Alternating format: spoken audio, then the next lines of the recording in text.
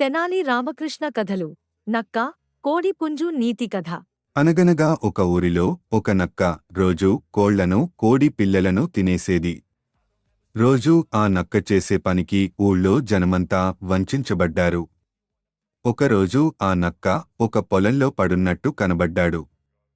ఊళ్ళో వాళ్లంతా మొత్తానికి ఆ నక్కను ఎవరో చంపేశారని హర్షించారు. జనమంతా ఆ నక్కను చూడడానికి పొలానికి చేరుకున్నారు. ఒక కోడి పుంజు కూడా తన పిల్లలతో చూడడానికి వెళ్ళింది. ఇంతలో ఆ నక్క లేచి పెద్దగా ఆవలించింది.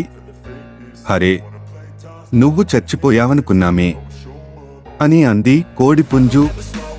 లేదు, అదేమి కాదు, నిన్న రాత్రి బాగా తిన్నాను, అందుకే నిద్ర పట్టేసింది అని అంది నక్క. అంతేకాకుండా ఇంకా ఏమిటయ్యా, నిన్న రాత్రి నీ పిల్లను తింటే నీకు తెలియలేదు, కాని ఒక క్షణం క్రితం నేను చచ్చానని తెలిస్తే వెంటనే వచ్చావు అంది నక్క వ్యంగ్యంగా. నిజమే, ముందు మన ఇల్లు చక్కబెట్టుకుని తర్వాత ఇతరుల విషయం పట్టించుకోవాలి.